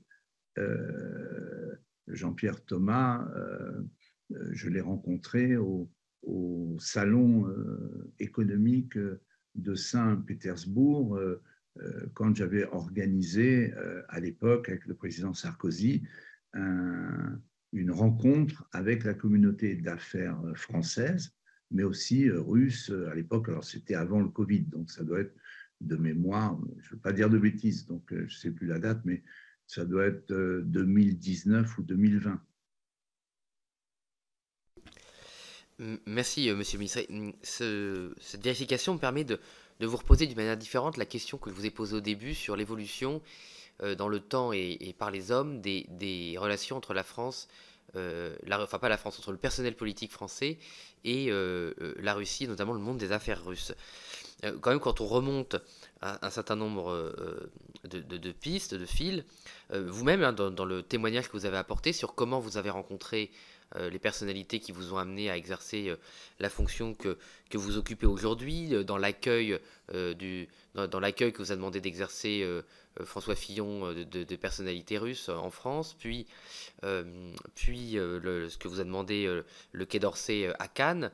On a l'impression quand même qu'on décrit lors de plusieurs auditions que notre commission a menées quand même des relations économiques très fortes entre les demandes, enfin le mandat de Jacques Chirac puis le mandat de Nicolas Sarkozy, des relations économiques très fortes entre la France et la Russie sur des domaines particuliers et quand même des sociétés russes qui, de près ou de loin, sont quand même liées au régime russe par l'énergie, par... Je suis désolé, quand même, le BTP, alors vous avez d'ailleurs comparé les grandes entreprises françaises de BTP, Bouygues, Vinci et Fage, avec cette entreprise russe. Bon, c'est pas faire offense aux entreprises françaises de BTP de dire qu'elles ont des liens de fait assez forts souvent avec les gouvernements. Par exemple, Bouygues est intervenu au secours d'Alstom en 2005, de monter au capital à la demande de Nicolas Sarkozy. Je pense que vous vous en souvenez que vous le savez parfaitement, c'était pas secret, hein, ça avait pignon sur rue et ça avait fait d'ailleurs l'objet d'une demande d'accord de la Commission européenne, donc c'était transparent. Mais ce que je veux dire, c'est que bon, le monde du BTP est quand même rarement totalement indépendant du monde de la politique, vu l'ampleur des marchés publics et des décisions qui y sont prises. Donc ma question, et je me permets de la reposer à la lumière de ce qui a été dit depuis, c'est de votre point de vue, est-ce que vous n'estimez pas aussi, peut-être avec un regard une fois plus, il ne s'agit pas de juger, de prendre les choses par le mauvais côté. Moi, je ne juge pas le présent, enfin, je ne juge pas le passé par le présent, mais maintenant, comme on a vu l'évolution du régime russe, est-ce que vous n'estimez pas qu'il y a une forme de naïveté d'un certain nombre de décideurs politiques dans l'accélération? Vous avez cité aussi M. Schröder, d'ailleurs, c'est pas que la France. L'amplification des liens économiques avec la Russie qui ont pu nous mettre dans des situations de dépendance et donc, de facto, sans qu'il y ait forcément de corruption, sans qu'il y ait forcément de mauvaise volonté, en tout cas dans les acteurs français, de volonté de mal faire ou de trahir leur pays, une certaine naïveté dans l'intensification de liens économiques avec des entreprises russes liées de près ou de loin au pouvoir, qui aujourd'hui nous mettent dans une situation de dépendance à diverses manières qui compromettent la liberté totale que nous pourrions avoir dans les décisions, les sanctions que nous pouvons prendre contre le régime russe. Pardon, vous avez la parole, monsieur le ministre. Pardon, oui. Monsieur le Président, vous avez tout dit, pardon, mais effectivement, vous avez raison de considérer, en tout cas c'est ce que mon expérience me permet de témoigner, vous avez raison de considérer que il y avait des liens effectivement très forts, mais ces liens, comment dire, ils sont les liens d'amitié franco-russe. Je me souviens d'une merveilleuse audition d'Hélène Carrère d'Ancos devant notre commission des affaires étrangères de l'Assemblée nationale, c'était d'ailleurs remarquable. Ces liens d'amitié, de coopération, ils sont multiséculaires avec la Russie. C'est pour ça que ce qui se passe est terrible et dramatique pour la relation franco-russe. Mais vraiment, comme vous l'avez très bien dit vous-même, enfin, je vois pas je sais pas comment dire, je vois pas de malice derrière tout ça. Je pense qu'il y avait des liens économiques et étroits qui étaient liés à ces liens d'amitié multiséculaire aussi entre la France et la Russie. Et je sais pas, je pense à ce que disait Henry Kissinger encore tout récemment. J'ai vu cette interview remarquable qu'il a donnée à 99 ans, ça m'a impressionné d'ailleurs, où il disait ceci, je le cite, deux points ouvrez les guillemets, pendant tout mon mandat, j'ai essayé de faire en sorte qu'on ne mette pas la Russie dans les mains de la Chine, de l'Empire chinois. Voilà, bon. Je trouve ce propos d'Henry Kissinger absolument pertinent et je crois qu'il avait parfaitement raison. Donc voilà, je veux dire, je vois pas là ce qu'il y aurait comme ingérence ou voilà, ces liens étaient très forts. Je ne sais pas si vous avez envisagé d'inviter Hélène Carrère d'Ancos. Bon, mais c'est très intéressant de l'entendre sur toutes ces questions, parce qu'elle a une parfaite connaissance en plus de la Russie. En tout cas, je me souviens de cette audition devant la Commission des affaires étrangères qui était absolument remarquable et qui illustre mieux que tout discours votre propos sur les liens économiques. Là encore, je pense que c'était à l'époque, sous Jacques Chirac comme sous Nicolas Sarkozy, mais pardon, ça a perduré aussi sous la présidence de François Hollande ou encore d'Emmanuel Macron. Et Anne Jeuneté l'a très bien dit tout à l'heure, je n'ai pas une virgule à changer à ce qu'elle a exprimé, c'est la défense des intérêts économiques français, j'insiste là-dessus. Encore une fois, il y va de nos intérêts économiques dans cette coopération. Merci. Ma dernière question, monsieur le ministre, vous avez bien développé vos points sur votre maintien à votre poste en Russie. Ma dernière question, vous avez évoqué évidemment l'invasion russe en Ukraine, d'autres difficultés, mais il y a aussi des actes, vous y avez dit, on n'est pas en guerre contre la Russie, non, mais il y a quand même des actes d'hostilité du régime russe, ou en tout cas de groupes qui sont visiblement associés de manière maintenant claire et informée, qui mènent des attaques, notamment informatiques, contre notre pays, des systèmes de demande de rançon, de pillage. L'Assemblée nationale elle-même a été victime d'une attaque informatique, certes bénigne, on peut s'en réjouir, au lendemain du vote d'ailleurs de la proposition de résolution de notre collègue, la veille pardon, du vote sur la reconnaissance de l'Holodomor comme génocide. Il y a régulièrement des hôpitaux français notamment qui sont attaqués, qui mettent quand même en cause la sécurité sanitaire des patients, peut-être des pertes d'opportunités de soins. Voilà. Donc bien sûr, c'est pas des actes de guerre tels que évidemment le peuple ukrainien malheureusement les subit, mais il y a quand même des actes d'hostilité, à défaut de pouvoir prouver que c'est le gouvernement russe, de groupes qui sont liés au régime russe. Et ma question suivante, une fois de plus, moi, c'est une question ouverte, moi je ne suis pas là pour juger les cœurs et les reins, mais c'est d'une chose d'avoir des liens avec des régimes, des liens économiques avec des régimes contestables, la liste est longue malheureusement, la Chine, vous l'avez dit, l'Arabie Saoudite, bon, on pourrait faire, la liste est longue des régimes avec des liens économiques, on va dire réalistes, sans avoir d'illusions sur la nature de leur régime politique, mais c'est une autre chose d'aller travailler dans ces pays, de s'y maintenir, même d'y vivre. J'imagine aussi d'ailleurs avec les contraintes démocratiques qui doivent être quand même bien loin des libertés publiques que vous avez eu l'habitude de jouir et de bénéficier en France. Donc ma question c'est est-ce que, et ça reboule quand même avec la deuxième question que vous avez posée sur l'évolution dans le temps des relations entre la France et la Russie et l'évolution dans le temps du régime russe, à laquelle peut-être vous n'aviez pas totalement répondu, Monsieur le Ministre, c'est est-ce qu'il n'y a pas un moment quand même où vous vous êtes interrogé sur l'équilibre entre le point que vous avez fait sur le maintien des relations économiques avec la Russie et le fait quand même que votre présence, pour un certain nombre de Français, pouvait s'apparenter à une forme de caution de ce qui se passait en Russie, même si ce n'est pas votre volonté, évidemment. Vous avez la parole, pardon, Monsieur le Ministre. Oui, merci, Monsieur le Président. En l'occurrence, je l'ai démontré et expliqué tout à l'heure, ce n'est absolument pas le cas. Donc, voilà, pour le reste, ce n'est pas moi qui dis nous ne sommes pas en guerre contre la Russie, c'est le président de la République qui l'a réitéré à plusieurs reprises. Enfin, il ne l'a pas exprimé une seule fois, il l'a dit à plusieurs reprises. Et il a raison, d'ailleurs, de le dire et de le réaffirmer. Pour le reste, je ne suis, encore une fois, caution de personne ici dans le régime, je vous l'ai dit. Je trouve même qu'on me donne beaucoup plus d'importance que je n'en ai en réalité dans la vie quotidienne ici tous les jours. Vous savez, je fais mon travail, soit en télétravail comme pendant le Covid, soit dans l'entreprise qui m'emploie, dont je suis le salarié. Et voilà, et je n'ai pas du tout, ni peu ou prou, à faire ou à voir avec ce qui se passe au plan national de ce point de vue. Donc voilà, je pense qu'on donne beaucoup plus d'importance. Voilà.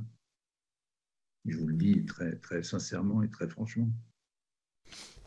Je vous remercie, Monsieur le Ministre, pour votre sincérité, votre franchise. Comme vous l'avez dit vous-même, vous n'avez pas la langue de bois, vous l'avez dit vous-même bien mieux que moi tout à l'heure.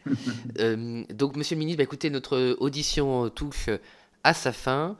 Je vous remercie vous être rendu disponible pour cette audition, d'avoir pris le temps de répondre à nos interrogations et nos questions. Je remercie, comme vous l'avez fait, avec élégance les services de l'Assemblée nationale et nos services consulaires pour l'organisation de cette visio dans des conditions, je le précise pour ceux qui nous regardent, de sécurité optimale. Nous n'avons évidemment pas exposé la sécurité de notre Assemblée à une quelconque menace par cette visio. Nous avons pris avec la rapporteure, nous avons veillé à ce que les dispositions soient prises pour que cette visio soit faite dans les meilleures conditions. Donc je remercie tous ceux qui ont permis que cette visio se fasse dans ces conditions.